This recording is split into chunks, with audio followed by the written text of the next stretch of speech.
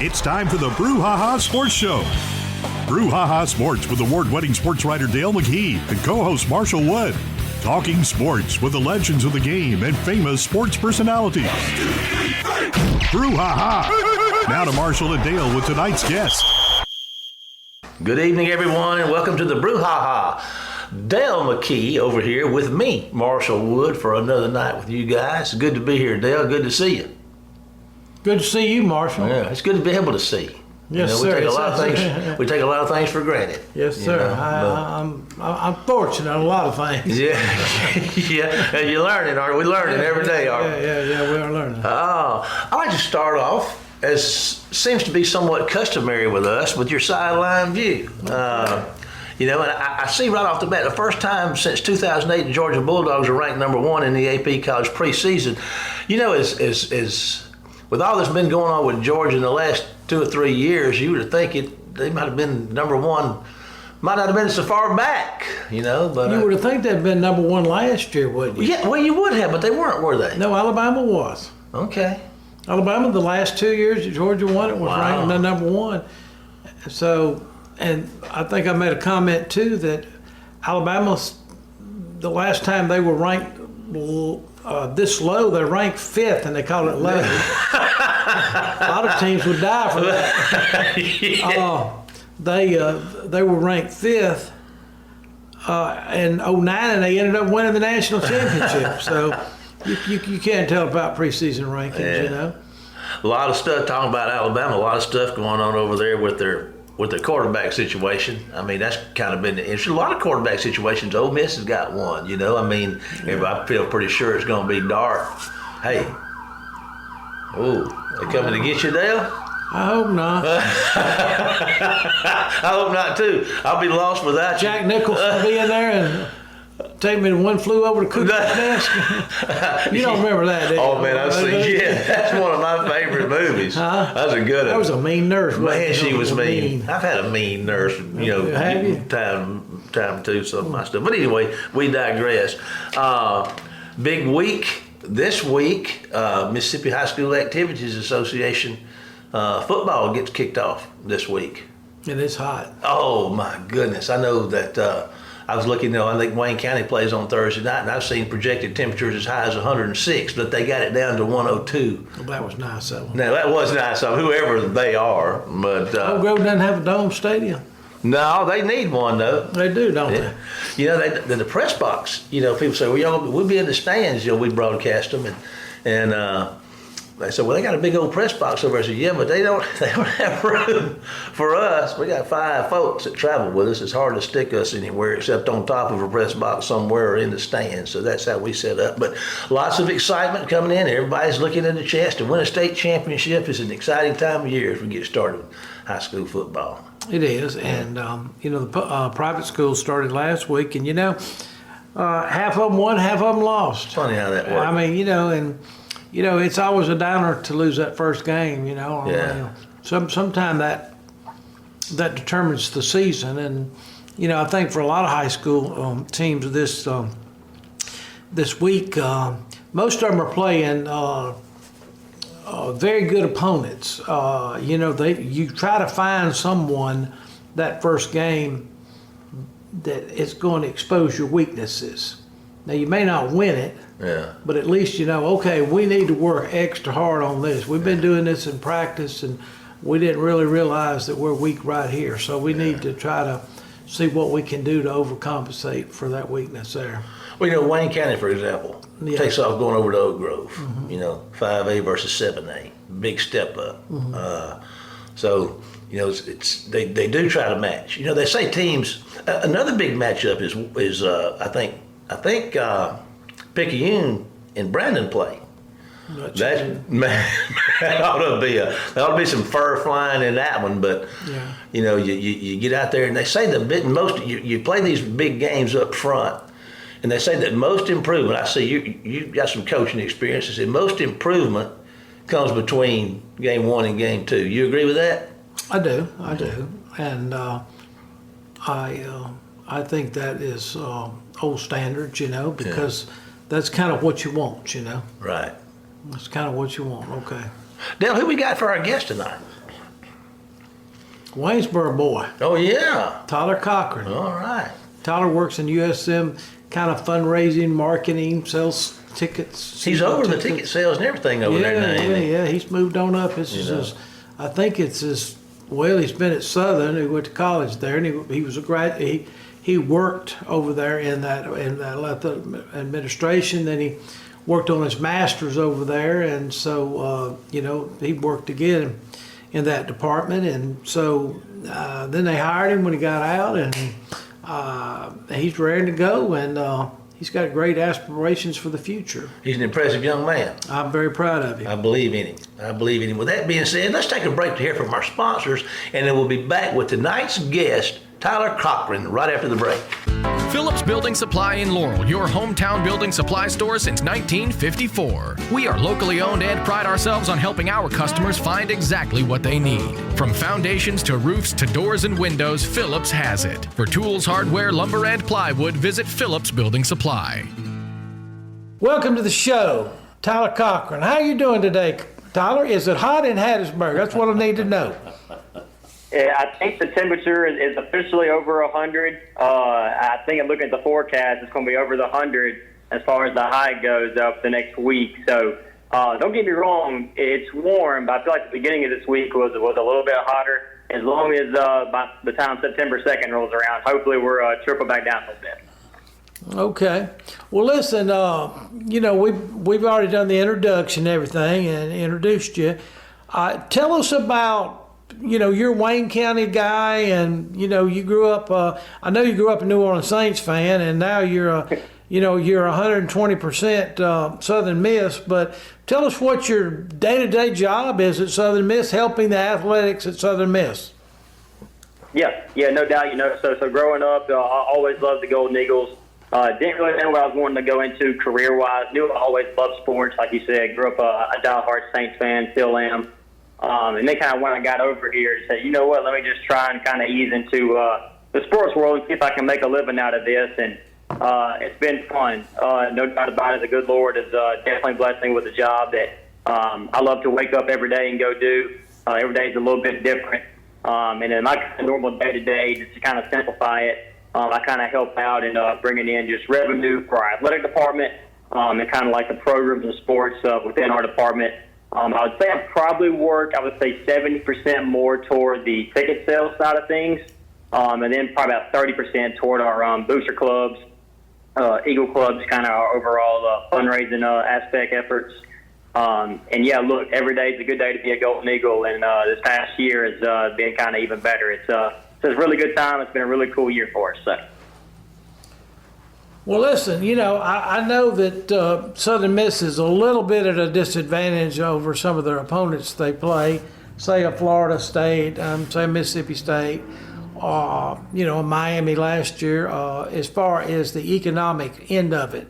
So how does Southern Miss try to make up that maybe lost revenue that, say, an SEC program gets from television? Is there any real way to do it, or explain that to us? Yeah, I think of this past year we've seen great gains in areas that have kind of come from on the field. For example, I'll kind of use our baseball run that we've had the last couple of years. Of course, in 22 we hosted a regional, then we hosted a super right after that. Conference tournament too, actually the week before the regional. And then that's a great spot, having efforts like that, because not only does it get people excited like in the community, but it increases fundraising efforts, it increases season ticket efforts for the next year. People get really excited about it. And of course we did it all again this year. We didn't quite, host a regional, but we did host a super. And then it was a great chance there. We kind of saw additional Eagle Club members come in. And then I think over the past year too, moving to the Sun Belt Conference, we had a great first year in there. I think that fired up a lot of fans, whether those are new fans or whether those are people that maybe, kind of honed off for a little bit, thought it was getting a little bit, stale, kind of jump back on board and kind of see these regional rivalries in the conference. I think that's kind of sparked a lot of excitement. And then the TV deal, with them having a partnership with the ESPN networks, that's big. And I think this year we'll have, at least 4 games on national television broadcast. at least scheduled at this time. So, yeah, it's been a great last year, and whether it's kind of been like on the field efforts causing excitement or the conference change, I think we've kind of made up some of that additional revenue that could have been lost. So. Well, listen, who are your customers? Now, what I'm saying is that do you just base it on alumni, or how do you get somebody that lives in Hattiesburg to do it that has no connection to Southern Miss? Who are your customers, and what's the typical age of a person that would give to these athletic funds? Yeah. Look, no doubt, we got a few different areas. I kind of oversee our recent grad programs. Basically, like, say if you graduated within the last 3 years at Southern Miss, we kind of have like a recent grad season ticket package for you that's kind of discounted from our standard tickets. So that's one group that we consistently go after every single year. Southern Miss fans are loyal, diehards. So we've got some that have been with us for many, many decades. So those are just as great. And then I'll use football for example, because we kind of start that one a little bit earlier than the rest. It's more extensive. But say, season wraps, we get a bowl game in December. Well, when January launches, we'll pull different lists. Say if they're already season ticket holders, that's great. It's the best way to support a program directly. We'll make sure, those renewals kind of get taken care of throughout the next future months. I probably handle over a little over 1,000 renewal accounts for just football alone. And then as far as like locating new candidates to maybe either join the Eagle Club or get season tickets for the first time, kind of go off a few different lists. Say if you came to 2 games individually last year, didn't have season tickets, we'll reach out to them. Say if you're a former season ticket holder, maybe not quite this year for 2023, we'll reach out to them. Hey, what do we got to do to get you back on board here at USM? Say if you came to the bowl game last year, say if you came out and watched Frank Gore Jr. Go absolutely terrific, had a great game, ran for over 300 all-purpose yards, and say if you came to that but don't have season tickets, we're going to call you and say, what can we do to get you out here in Hattiesburg for some games? So we'll kind of go off a few different things such as that, kind of locating these people. And then we'll have numerous summer events. Coach Hall will speak at, the Coast, Jackson, just kind of different events our Alumni Association kind of sponsors and puts on. We'll be sure to have a table there and make sure that everybody that maybe, it's not quite informed on our games and maybe at those events knows that, hey, we got football coming up and we would love to see you at the Rock this fall. So. Well, listen, just getting away from Southern Miss for just a few questions. What's your take on the health of college football? Now, Marshall and I are sitting here, and we've been college football fans for 50 years probably. So you're just getting into the profession. You're still young. You just see changes all the time, whether it's in your life, from, what they invent every day to, make phones better, computers better, what it is.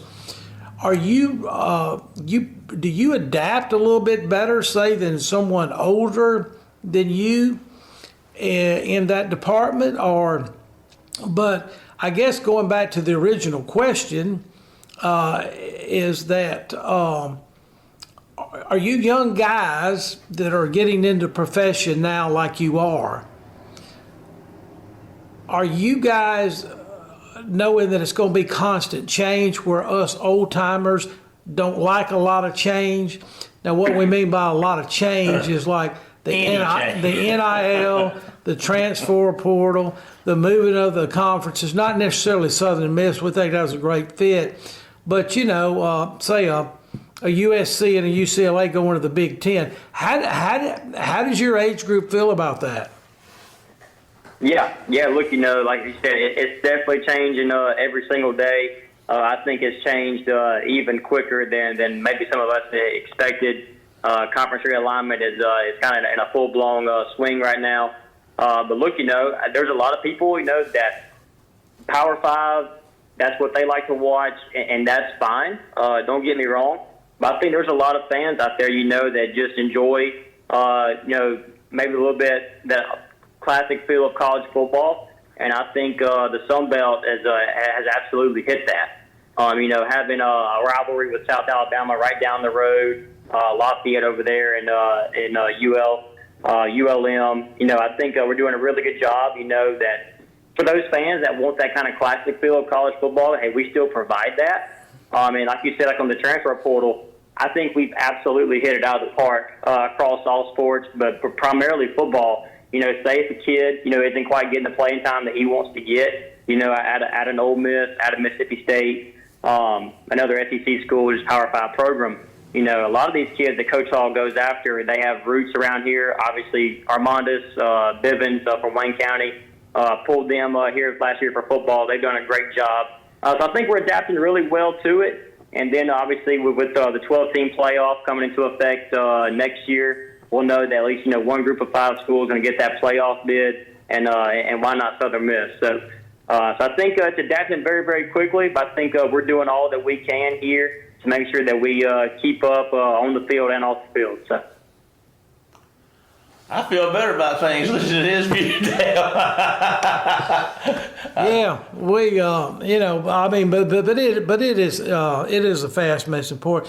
Well, what's of course now, Southern Miss has really benefited from the transfer portal, but I just, and I know football's, it's not, it's different a little bit, but I really feel sorry for your basketball and your baseball because of the way they've done the transfer portal. It just mind boggles me that Coach Ladner can practice his basketball team through the month, say June 28th, and then on June 30th, one of his starters decides to transfer, and he has no recourse because the transfer portal's closed then all of a sudden for a little bit, unless I'm mistaken. And then baseball is even worse. They got the transfer portal through June, and then they turn around, they have the Major League Draft in July, and how are you going to find these replacements? So do you think there'll be changes to the transfer portal as far as dates and things like that? It's always possible. Like we kind of talked about it a while ago. Things change so much, kind of in this landscape that we're in. So I'm sure however the NCAA kind of looks at it to make sure that schools like us or just schools in general kind of have a fair advantage across the board. They're probably always looking at. Of course, it could always take time to solidify. But yeah, you make a great point right there, and kind of going back to basketball. Obviously going, 15-0 at home last year, great season. Had a few little of the injury bug, hit us last year toward the back end of the season, and we kind of had a couple missing guys off the bench. But I think this year, we've hit the portal in a big way, and I think we got a great second unit for this year. So hopefully everybody on the roster right now stays, and I think they will. And then we'll have a deep roster there. And then for baseball, I know Coach Oz talked about it a little bit. He wants to find these kids that are from around here, develop them from the time they get here as a freshman. He'll use the transfer portal. He's not completely against it, but I think he definitely kind of made note that he's wanting to go the route, get these guys in here early, develop them, and make them starters here at Southern Miss. So, but you're right. It's definitely ever changing, and hopefully as we go a little bit further down the line here. They're always, making sure that for everybody's, competitive advantage, fair level, that they're doing the best thing possible. So, Tyler, this is Marshall. I'm going to jump in and kind of throw a little curve at you here. We're about getting close to the time, but I would like for you to talk to some of our listeners about, somebody interested in doing the kind of work you do. How would they avail themselves or prepare themselves for such an opportunity? Yeah. Look, it's a great question, and I remember when I was in the shoes of trying to find the answer to that question. So, anytime someone is interested, kind of, in working in sports, getting experience. Say if they're a student here at USM, for me, I went to Jones first. I went the JUCO route. At the time when I was at Jones, I didn't really want to go into sports. I was kind of thinking toward insurance or something like that. Mm-hmm. And then I got to Southern Miss. Leah Williams, who's also from Waynesboro, kind of said, "Hey, I think you would like athletic marketing.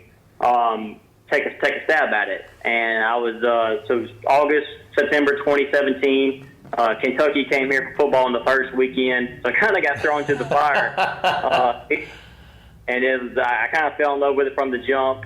Got close to undergrad, and the Eagle Club, our fundraising effort, said, hey, and I really didn't have that many contacts over there. I knew one of them a little bit, but I think just kind of word of mouth and references kind of had my name pop up, and they said, hey, would you want to interview for a grad assistant spot? And it was the best choice I made. I really wasn't planning on going to grad school until they offered that probably in around April. So I did that for 2 years. They asked me if I wanted to stay on full-time. And, of course, I said yes, and then kind of moved over to ticket sales, and now I've kind of gotten up to the senior kind of executive pretty quick. But anytime someone's interested, I would say kind of just, stick your foot out there. Come see us, get on the athletic staff directory. Send us an email with your resume. Say, hey, I'm kind of looking to get into this. We just kind of hired an intern over here on our ticket office side here recently, and he's liking it so far. So, yeah, put your foot out there a little bit, see what area you like best. And I think always, especially for us right now, we're looking for interns, student workers here specifically at Southern Miss. So, yeah, always go out there and just get some experience with it and see if you fall in love with it. And a lot of people end up doing that. So. Outstanding. Thank you. Well, listen, I have one final question from me, okay? And I've asked this of a lot of our guests on the show that, that some are up in age and some are, young like you are. Where do you see Tyler Cochran in 10 years? Yeah, look, I won't lie to you. My end goal, I would love to be an athletic director and AD at the Division I level. I think I love the kind of progress I've made here at USM so far, kind of working myself up the ladder.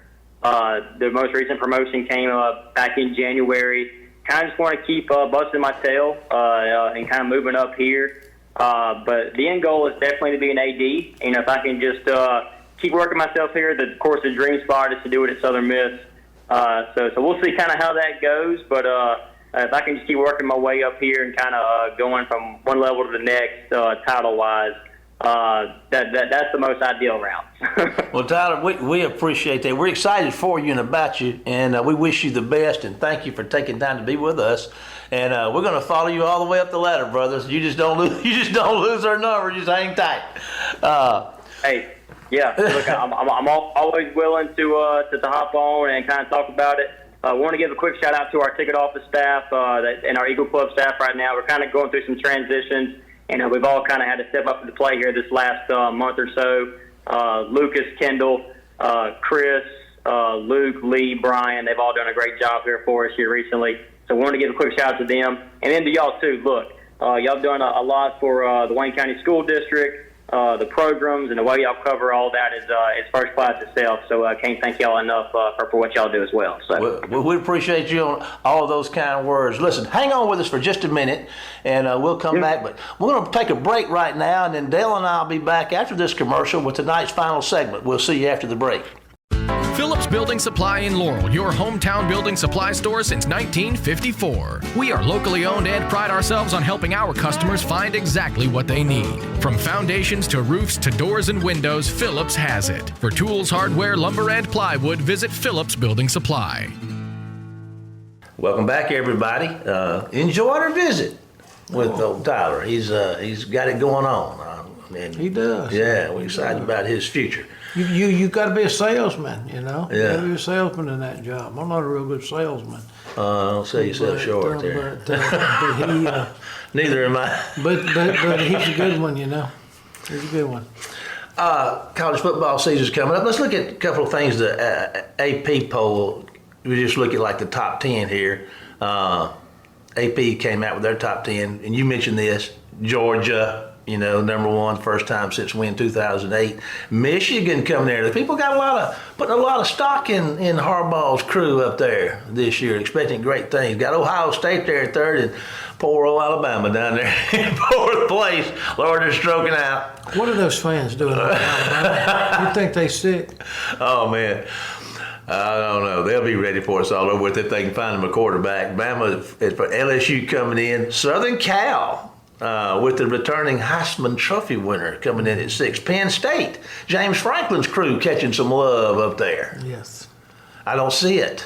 Well, it's hard, but look at the big look at the Big Ten. How many do they have in the top 10? And Michigan, Ohio State, Penn State. Got 3. And how many does the Pac have that's supposedly going away? The Pac, I can't even keep it. There's Washington in there. There's USC. USC's 2 of them. And then Oregon's pretty high. Pretty good. Somewhere up in like 11th or 12th. Yeah. I'll tell you something I'm kind of looking at down here. Florida State's made their way in the preseason top 10. Norman's, he's got those guys turning around and going in the right direction down there, so it seems. Yeah, he did an outstanding job at Memphis in turning that program around. I think he's going to do a great job down there. I mean, that's hot. I mean, that state of Florida, if I was a college coach, you could fly into Miami, probably spend 2 weeks there and not see all the high school football players down there because of just the magnitude of the people in that state. Yeah.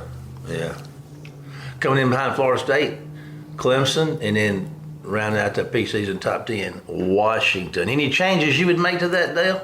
I don't really know about a lot of those teams. So, like I said, Washington kind of surprised me. Penn State being ranked up there, even Florida State to a certain. I mean, we've heard a lot about Florida State. Who does Southern Miss play on their schedule? I remember one of the biggest. They play Tulane, who's ranked 24th. Yeah.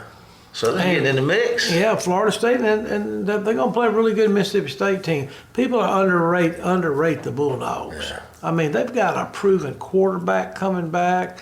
They've got a pretty solid defense. Mm-hmm. They always have a great defensive line. Yeah. And they got big old hogs up there on the offensive line. Speaking of that, I remember one of my favorite Mississippi State when you had big old hogs. Remember Pork Chop Womack? Oh, they've had some good ones up there at Mississippi State. Yeah, they have. They sure have. Let's look at a quick run through of the ESPN preseason All-American team for college football. Of course, quarterback returning Heisman Trophy winner at Southern Cal, Caleb Williams. Blake Corum, Michigan, and running back. That kid's pretty good. Yeah. I mean, boy, I remember that game last year. Well, with him and the quarterback, I mean, I think that's why Michigan's so highly ranked. Yeah. Look, coming here, running back.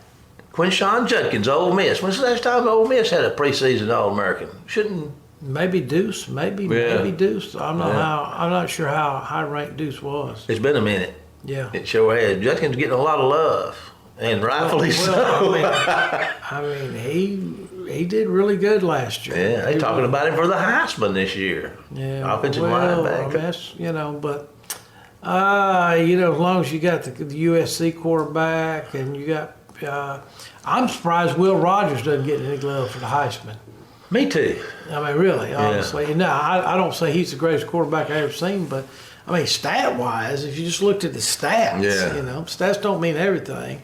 But if State could really have an outstanding season, I mean, no telling. Yeah. Dale, I'm afraid we're close to the end of our clock here, so it's going to be time for us to check on that. Yeah, I can take an early evening nap.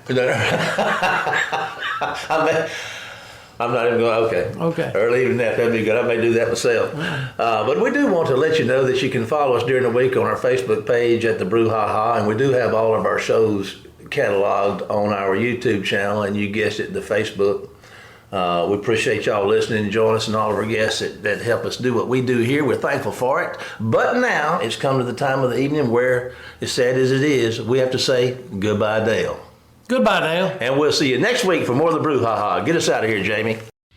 You've been listening to the Brouhaha with Dale McKee and Marshall Wood. Heard Tuesday evening, 6 p.m. on WABO. For more of the Brouhaha, follow us during the week on Facebook and WABO.